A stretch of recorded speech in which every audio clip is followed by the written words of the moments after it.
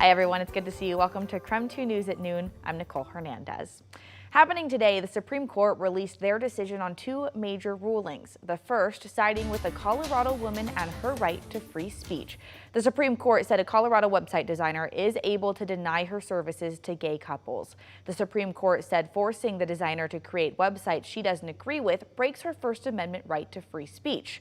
The court made this decision in a 6-3 vote. Justice Gorsuch said, quote, Colorado seeks to force an individual to speak in ways that align with its views but defy her conscience about a matter of major significance, end quote. The dissenting judges say this decision goes against several provisions that make sure businesses serving the public cannot deny services based on protected traits like race or sexual orientation.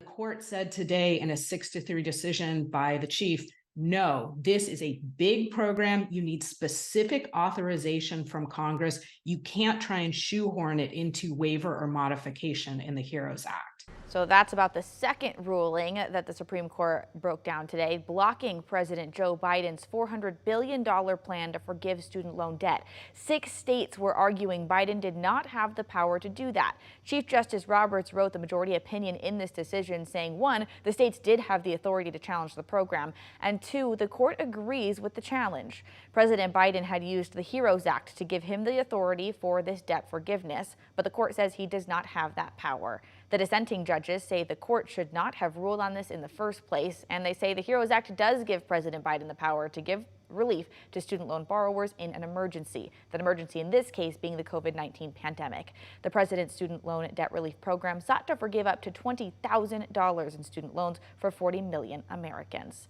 And here at KREM 2, we want to give you more to every story. So this morning, we're answering some questions now about the court ruling to end the debt forgiveness program.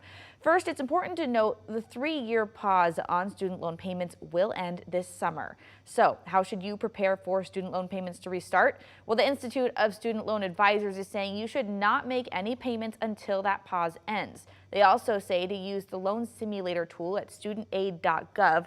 Once you plug in your information, it tells you what your monthly payment would be under each available plan, plus what the long-term costs come out to. Their final tip is for you to try to make higher payments if you can so that you don't end up paying more in interest in the long run. And this morning, you may also be wondering what you can do if you can't pay. Experts say you should call your loan provider. You might actually qualify for a deferment or a forbearance, which would temporarily stop your payments. But remember, interest will still add on to your loan during that time. The U.S. Department of Education has said student loan payments will be due again in October. Interest will start again on September 1st. And today we're getting reactions from leaders across the country on the Supreme Court's landmark ruling on affirmative action in college admissions processes. In an address shortly after the ruling, President Biden says he, quote, strongly disagrees with the decision. I know today's court decision is a severe disappointment to so many people, including me, but we cannot let the decision be a permanent setback for the country.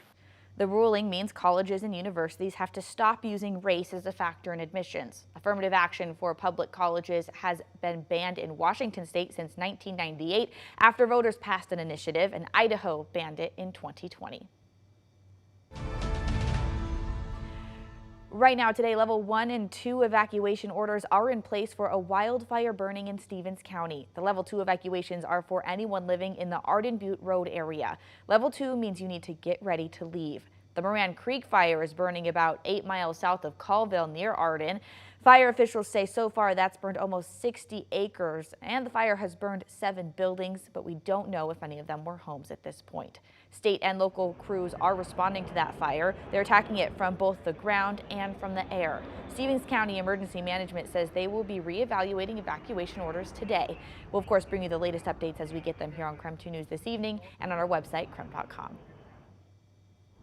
And take a look at this video of the George Washington Bridge over in New York. You can see it covered in that thick haze of smoke. That, of course, from the Canadian wildfire smoke that is still settling over the East Coast. The hazardous haze that caused problems in New York earlier this month is back yet again today. The air quality index there is at 159, which is considered unhealthy. There's at least 20 states that are under air quality alerts this morning, and the smoke is expected to linger for at least one more day. And moving back to things happening over here on the West Coast, we are definitely in a heat wave. So we have our Thomas Patrick in the Outdoor Weather Center. Thomas, is it feeling hot already out there? Yeah, it definitely feels very toasty here, Nicole. And the key here is not just the hot weather, but the lack of cumulus clouds in the skies. Usually when you see those puffy white cumulus clouds, you know there might be a little bit of energy trying to turn over. And we've seen that materialize in showers and storms earlier in the week. But with the absence of that, we know that we have a very stable atmosphere. So no chance for any rain or storms moving forward. Instead, it is just all about the hot weather. We're at 82 as of the noon hour. I think we get close to 90 degrees for today. Should we get to 91, that would match our hottest day so far this year, which was back on June 7th. We got to 91 degrees, but there will be plenty more of that where it came from through this weekend and all of next week too. Though for tomorrow we have fire weather watches. These are likely going to get upgraded into red flag warnings, which means we have elevated to high fire danger. And of course it is the 4th of July weekend, so make sure to celebrate responsibly, especially in terms of fireworks or even sparklers. Make sure that all those embers or sparks are really put out, so that way we don't get any new wildfires over the weekend. But the hot weather is going to continue for quite some time. We're looking ahead at exactly how many days we have in the 90s, including this 4th of July forecast.